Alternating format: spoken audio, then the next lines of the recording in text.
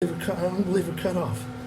They have turned away from everything what it is to be chosen of the divine in favor of an essential lab rat, satanic fucking free life, freewheeling sheep experiment. That's all this is.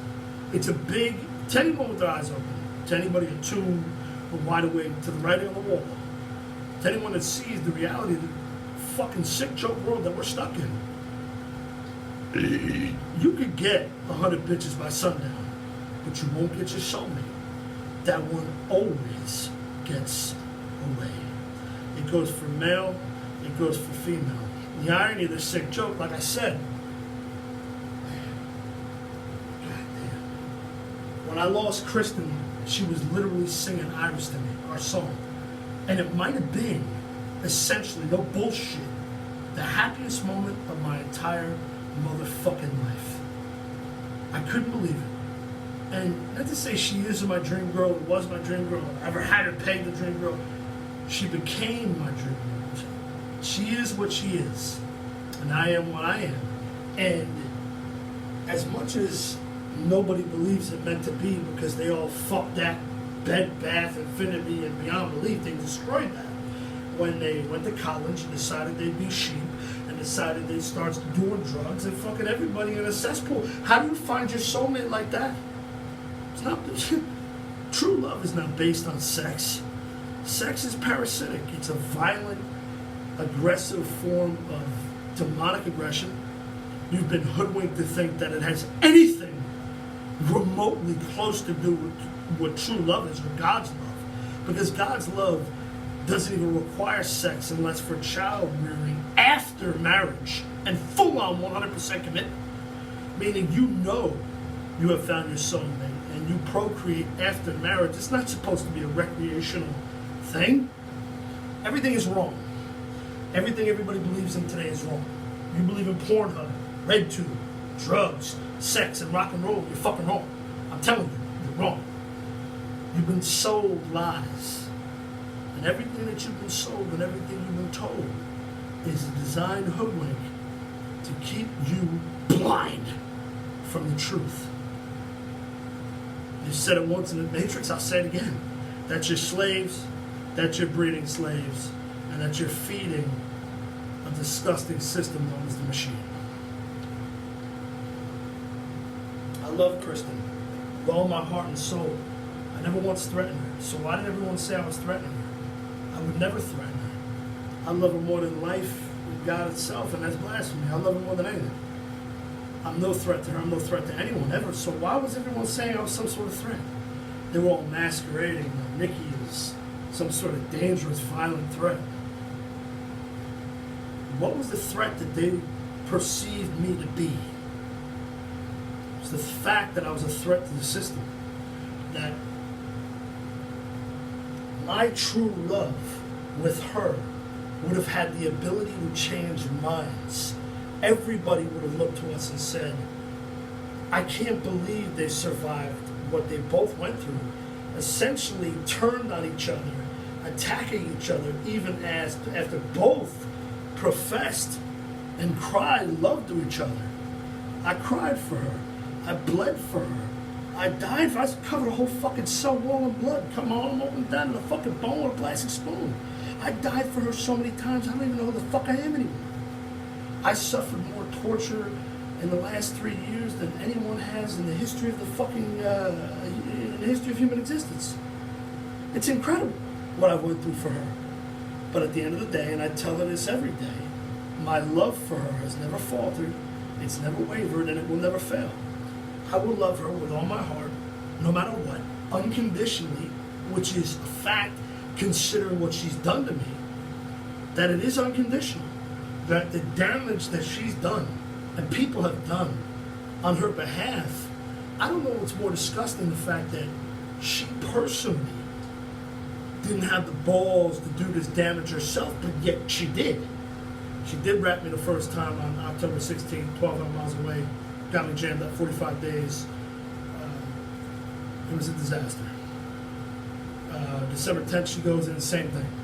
Lies to the police. Lies. All she does is lie. She doesn't know how to tell the truth. She lies for appearance sake. And it's the irony, and that's the paradox, is that I'm the ultimate truther, And she's the ultimate liar. She goes to the police December 10th, 2020, tells them, I'm threatening everyone, I'm coming home to kill her and everyone we know, and the whole town's terrified, and I'm just the biggest fucking, most evil fucking murderous badass in the history of fucking human species. The fact that she lied that bad, she's manically insane, she's on drugs, and she's a whore demon, so it's acceptable that she would come off that crazy. And the police knew it.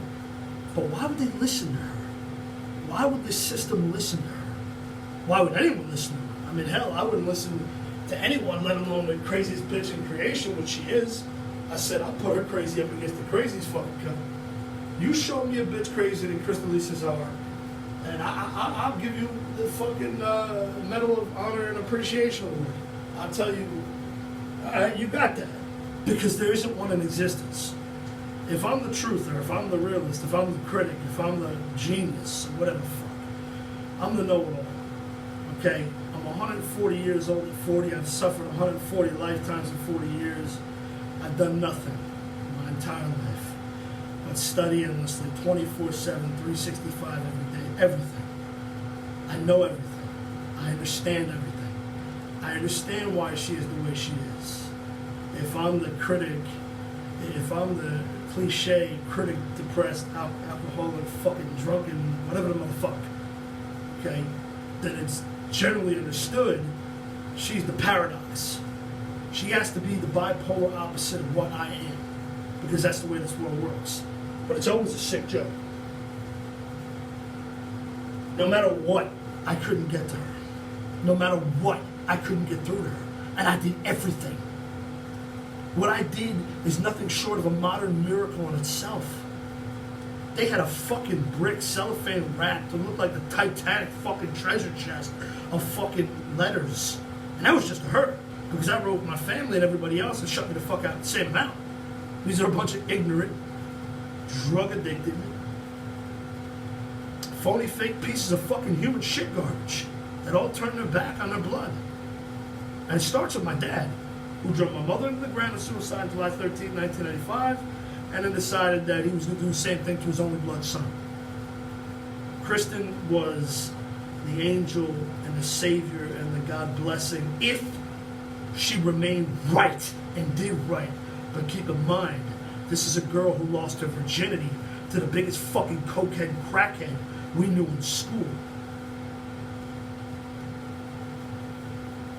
It obviously wasn't going to work out long term for her. Not from a standpoint of sanity.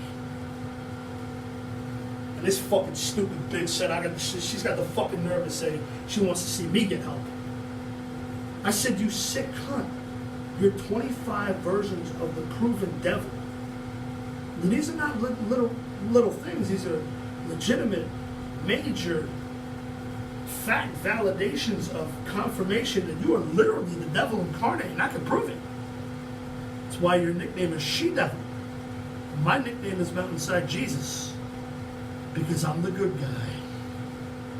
I'm the sacrificed, martyred, crucified, tortured, imprisoned, cut open, bleeding, crying heart, crying, dying, motherfucking, ruined, lost, hopeless, helpless, defenseless, Billy Badass, who you thought I was. You told everybody, and hid in the fucking room with your family all around you, huddled up with a panic button. Because Sicko Satan Steve Hoeslie, this fake 400-pound demonic handler you don't even need, you're 40 pounds, you don't necessitate a handler unless you were a child or so mentally inept and immature and pathetic that you would need someone like that, which you do. Unfortunately, you chose the worst one known to fucking man in the 400-pound slobberbob, demonic Pac-Man, balding fucking Jared from Subway motherfucking meets the Goodyear blimp, meets Blimpy's #1 customer, the Stay Puft Marshmallow Man, fake 100% Irish Mr. Potato Head and Steve Hoeslie. You thought you needed him. And you ratted me several times. It was unnecessary and it was wrong. You told the doctors you were terrified not to let me out, and they didn't. I would have been out on November 11th. I didn't get out until January 25th. I was supposed to have been out on January 25th or February 3rd of prior year on disorderly conduct. But you allowed that sick fat fuck, his father, and your father, your fake do-gooder, Mr. Money must be a good guy. I live in Naples, Florida, #1 city in the country, happiest, healthiest, and wealthiest. And let me tell you something. Of my soul on God, and I see these people every day. These are not good fucking people. They're systemic, they're malignant, they're cancerous, they're parasitic. They believe in materialism and consumerism, and everything that confines and defines them is the devil. And you tell me who's the bad guy. That fucking lying, whore demon, drug addict, sex toy collecting fucking witch bitch who sold out a soulmate, stabbed him in the back with a rusty knife so she could coke fuck the rest of all of them to eternity. For all I know, I hear she's got a fucking engagement ring from a woman today. I don't know what to believe because everybody's a liar, but hey, there it is on her right finger. Her LGBTQT fit right in finger. I don't know. It's all a disaster. And it was all caused by her stupidity, her ignorance, her foolishness. And how about the fact she sold out her husband, under God, a cop and a pig demon, but she sold him out and divorced him so she could be with Pat Cunningham. Man's got 4 kids and 3 wives, and 2 died of a heroin overdose. 1 Kristen he robbed for $180,000. Destroyed in every way you could. Robbed, raped, used, abused, trounced, walked all over, cheated to her face, took her and her family's money and just gave it to the next bitch, who he also engaged and will never marry because he doesn't believe in marriage. Satanists like that don't marry. They believe in drugs and bisexual crack rape, DPing people. That's cool because that's the new thing. That's the it thing today. That's a cool way to be. Walks in on a friend of ours fucking a chick we know, like, dude, let me get my dick up in there too. It's cool, bro. Cool, bro. But you're a sicko to me. I'm a fucking truth and a realist and a good man of God. A selfish, a self-and-selfish narcissist, a king massages, righteous man of God. I don't believe that DPing whores while high on crack cocaine is the answer to how you achieve spiritual enlightenment or become a good, fulfilled, enlightened human soul on the inside. But that's her prior ex-fiancé of 7 years. And if you know that that's the man she's been with for the last 7 years, after she forsaked her husband, after she stabbed her soulmate in the back, so she could fuck 400-pound hoeslie, who bragged he was impossibly out the 20-year inescapable friend zone. Whether he was with her or not, who knows?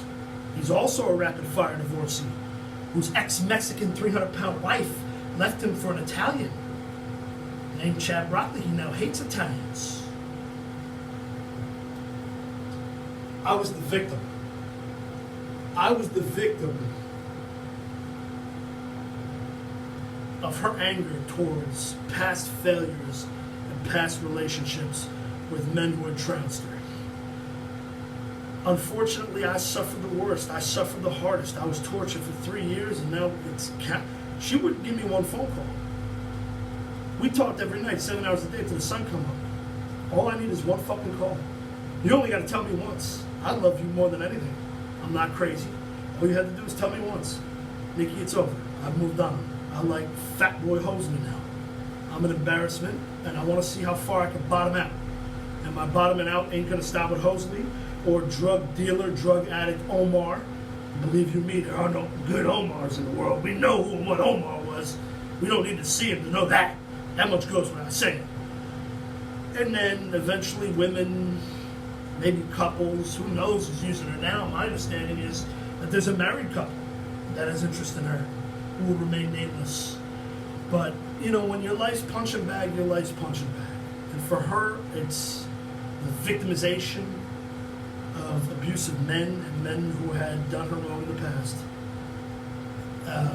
She takes no responsibility for knowing that she's wrong. She does admit, though, I can't help but think it's all my fault. So she does know she is at fault. I accept responsibility for anything.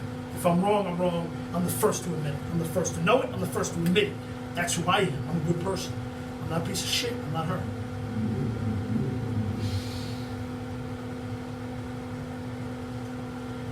I love her, and I will continue to fight to make her know that I love her. And it ain't gonna be pretty. And this is the hard way, bro. I will never give up on her. I told her that. I said, Kristen, I love you with all my heart and soul. You're my motivation, my vindication, my salvation, my inspiration, and my everything. And I love you with every fucking fiber, fabric of my ethereal being for Christ. You are my world. You are my sun, moon, stars, to bed, bath, infinity, and beyond. You're my meaning for being. You're my entire existence. And I'll forever fight for you. I write for you, and I fight for you. But I see how wrong things have gotten for both you and for me. And to think that both of us, Mountainside's number one, victim and survivor, both of us, her with the unjust victimization of men who have essentially trounced her, starting with crackhead Greg Wilson, and all the way down the line. And Greg Wilson admits, he said, dude, I'm not proud of it, but I destroyed that girl, there's no coming back. Essentially bragging that he is proud of it, but saying he's not proud of it. And I'm like, you're right, Greg, because it's been horrific ever since. And they never should have sent her to college. College is a fucking indoctrinated nightmare cesspool. It's a joke. I don't know when parents get the privilege to send their fucking children to college to be destroyed and crack raped and the whole nine. It's really just a pig factory. But nonetheless, I love her. I've suffered the unjust victimization of trying to survive. Pretty much, goddamn. I've suffered the unjust victimization of trying to survive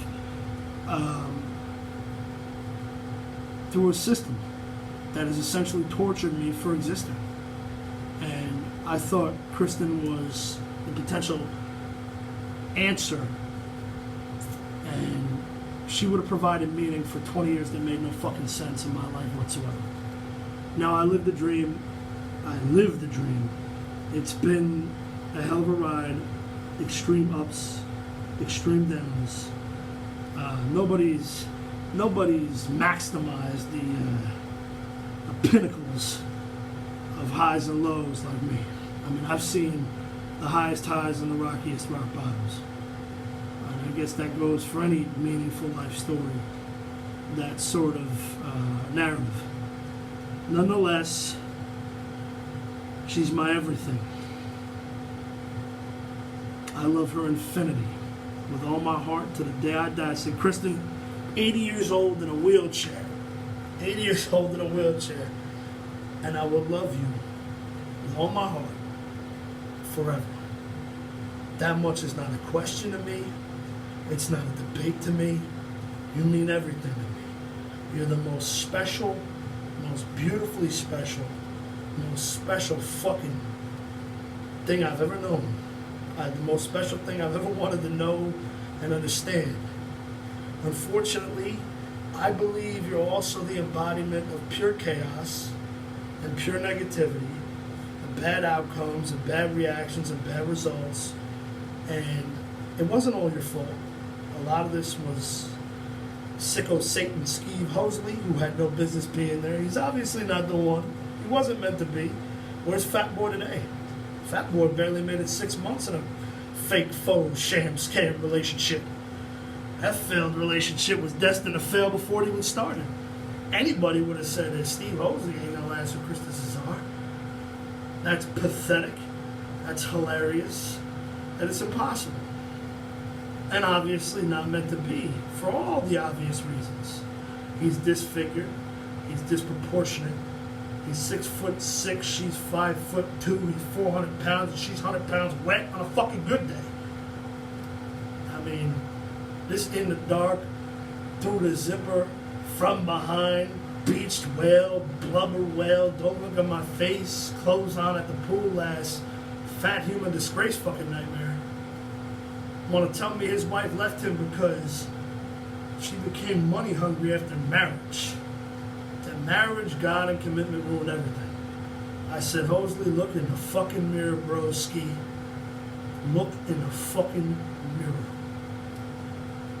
Pussy ain't lusting you, they ain't craving you, they don't want you, and you gotta pay for them. Women pay for me. They pay for superstars like me. She paid for Pat Cunningham.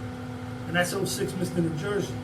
All of his horrific qualms aside, the man was semi-respect worthy to a degree.